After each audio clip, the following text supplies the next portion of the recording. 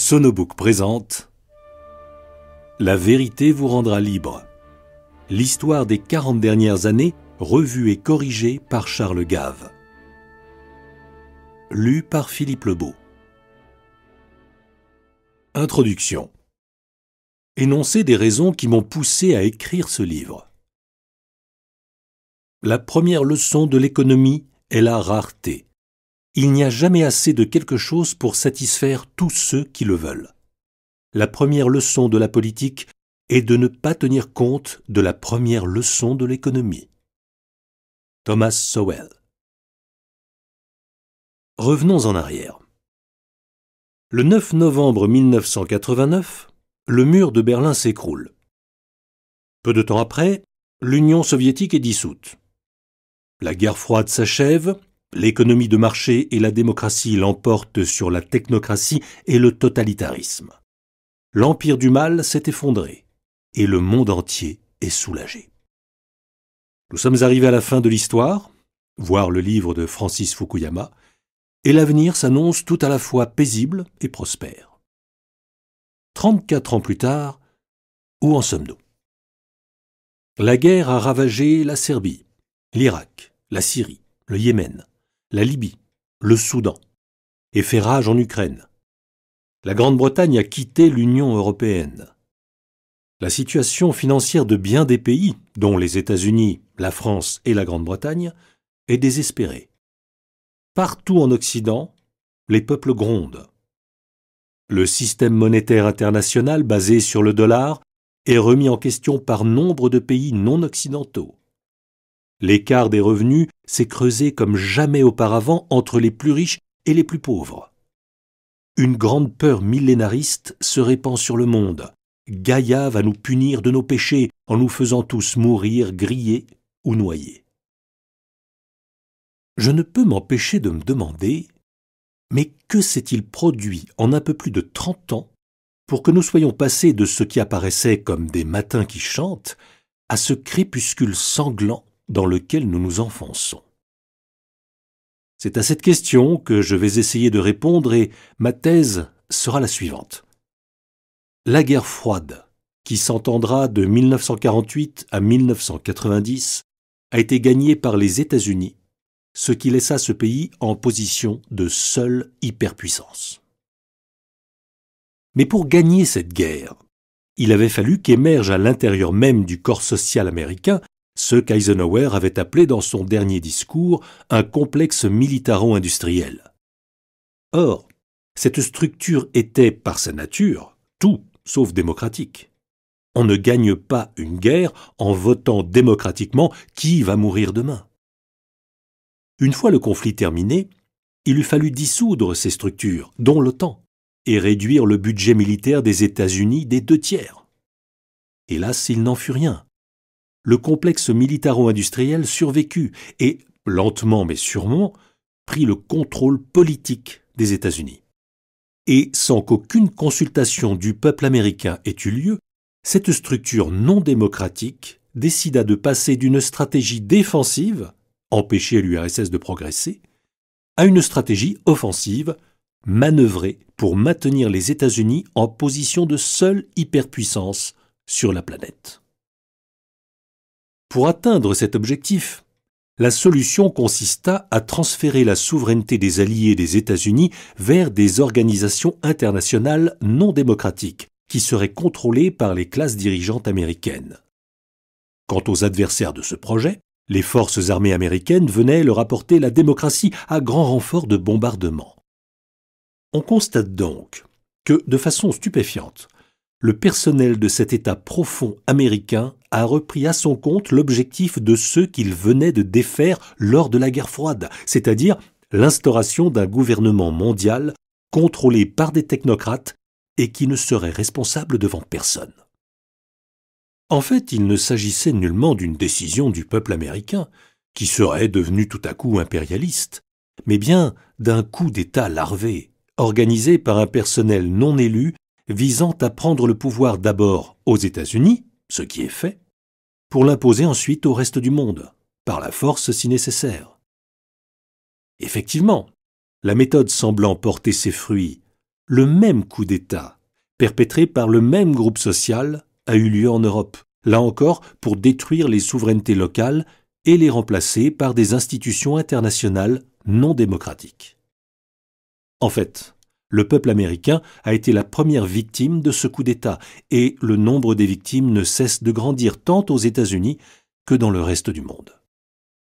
Bref, et pour faire référence à un épisode de la Bible, cette classe, enivrée de pouvoir, a comme projet ultime de rebâtir la tour de Babel, et pour ce faire veut imposer sa loi, présentée comme un ensemble de principes universels.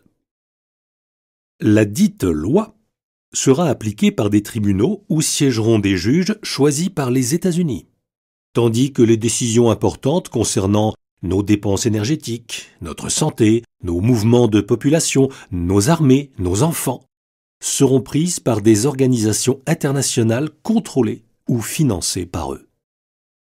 Le mécanisme est toujours le même.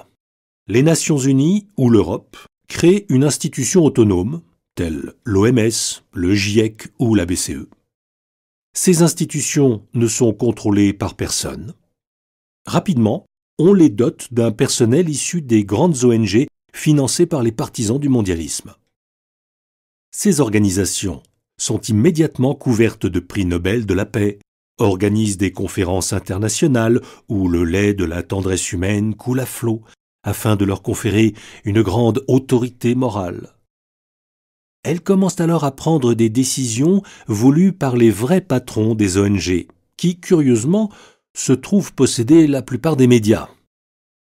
Et si un vrai scientifique ou un vrai journaliste commence à contester ou questionner les décisions qu'elles prennent, il n'est plus invité aux conférences, perd son poste à l'université ou dans les médias et se voit autorisé à prendre sa retraite à 50 ans dans l'Ardèche, le Gers ou le nord de l'Écosse. Depuis bientôt 10 ans, à l'Institut des Libertés, je commente semaine après semaine les manœuvres de ces malfaisants et, comme j'écris à peu près 40 papiers par an pour cette remarquable institution, environ 400 articles se trouvent librement accessibles sur son site. Au fil du temps, j'ai consacré un certain nombre d'articles à l'analyse des manœuvres de cette classe, que j'ai surnommés les ouins du Seigneur ou les hommes de Davos. Souvent, dans un de ces articles, ou lors d'un passage sur YouTube, j'ai dénoncé les manipulations éhontées auxquelles ces hommes de Davos se livraient pour arriver à leur fin.